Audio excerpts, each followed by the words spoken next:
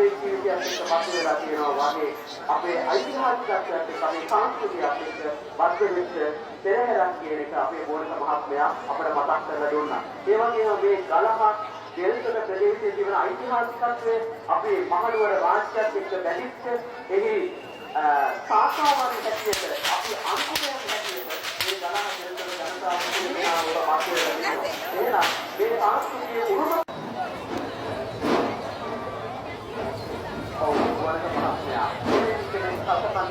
අපේ දැන් පිළිවෙලින් ගමන් කරනකොට ඊළඟ අපේ මේ පෙරහැර අංගයේ දකින්න ලැබෙන තාම අලංකාර ඉස්කෝල කණ්ඩායම මේ ඉස්කෝල කණ්ඩායම තාම තමන්ගේ ජීවිතය දක්ෂතා පෙන්නමින් මේ පෙරහැර අලංකාරවත් කරනවා.